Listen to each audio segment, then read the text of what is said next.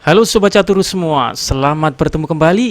Kita ketahui bahwa Sigbert Tarasque merupakan teladan dalam menemukan pedoman-pedoman penting dalam permainan catur.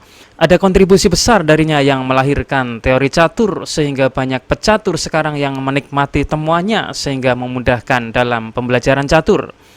Dua gajah Tarasque yang Tarasque salah satunya menemukan pedoman permainan sepasang gajah. Kita akan melihat penekanan yang dia berikan pada penggunaan dua gajah dan untuk mendapatkan ruang yang lebih besar. Bermain melawan Max Kirchner di Nuremberg pada tahun 1893, Tarasque mempertontonkan bagaimana cara memainkan sepasang gajah dan diakhiri ending yang sungguh menawan. Oke, mari kita saksikan bermain sebagai putih. Tarasque memulai permainan dengan pion E4. Lalu Kirchner membalasnya dengan memainkan E6, D4, D5. Selanjutnya Tarasque mengeluarkan gajah ke D3. Ini sebenarnya langkah yang tidak biasa, karena apabila terjadi pertukaran pion, memaksa gajah untuk memukulnya ke lagi. Gajah ini rawan untuk diancam oleh hitam, dan ini akan merugikan tempo untuk putih. Tapi hitam tidak memainkan langkah itu. Dia memilih kuda F6 yang menambah tekanan pada pion pusat putih. Setelah E5, kuda mundur ke D7. Kuda F3 mengembangkan kuda sekaligus mendukung pion paling depannya. Di sini hitam berusaha menggoyang rantai pion pusat putih dengan mendorong pion C5, menyerang pion putih D4. C3, Tarasque membalas dengan langkah standar menguatkan pion D4 dengan tetap menjaga keutuhan struktur pion. Hitam mengembangkan kuda ke C3, menambah tekanan pada pion putih, tapi putih membiarkannya dan memainkan rokade, mengorbankan sementara pionnya untuk lebih memberi posisi aman pada raja, sehingga dapat melakukan serangan dengan lebih leluasa. Bersiap mengaktifkan benteng ke file E. Hitam F6 mengusik pion pusat, dan Tarasque membackupnya dengan benteng ke E1. Bersiap makan pion F6, dan ini akan menguntungkan posisi benteng di file E. Hitam melihat itu semua sehingga di sini ia meresponnya dengan F5.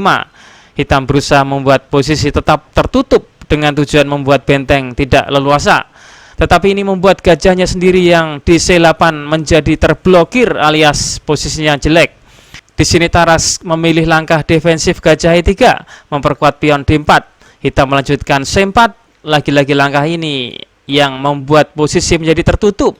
Setelah gajah mundur ke C2, gajah hitam ke E7, B3, putih mulai menyerang pion C4 untuk membuka permainan di sayap menteri. Disambut hitam B5 yang menopang rantai pionnya. Putih A4 berusaha melemahkan rantai pion hitam. Hitam menyambutnya dengan menerima pertukaran pion di peta A4. Tapi kemudian pion putih B lebih memilih makan pion hitam C4 dengan permainan lebih terbuka. Setidaknya ini akan mempermudah bagi sepasang gajah putih. Pion hitam memakan pion putih C4. Putih membuka bagian tengah, tak menyia-nyiakan kesempatan. Ia mendobrak pusat dengan memainkan dorongan pion D5, menyerang pion dan kuda untuk melemahkan pion F5. Kuda makan pion, dan pion makan pion hitam E6. Sepasang kuda hitam diserang sehingga kerugian material tidak dapat dihindari lagi. Pion putih E6 sungguh berbisa dan sangat mengganggu. Mau tidak mau, hitam memainkan kuda makan kuda. Setelah menteri merebut kembali, menteri menyerang ganda ke benteng dan pion. Kuda hitam ke B6, ini sekaligus melindungi benteng dari ancaman menteri putih. Tetapi pion di F5 akan tetap melayang juga, mengancam mat di F7. Karena itulah gajah F6 dimainkan di sini. Gajah C5, langkah yang sangat brilian dari putih. Gajah mengambil diagonal kunci, mencegahnya rokade. Sepasang gajah putih memiliki mobilitas yang hebat. Inilah karakteristik permainan Tarasque. Hitam gajah B7. Di sini lagi-lagi Tarasque memiliki langkah yang sungguh indah. Menteri G6, skak. Pengorbanan menteri. Tidak ada jalan kecuali hitam harus memukulnya dengan pion.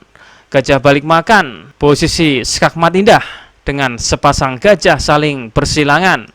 Salah satu partai masterpiece dari Tarasque. Jawaban asal otak video kemarin, jawabannya menteri ke D8 melakukan skak setelah menteri menutup.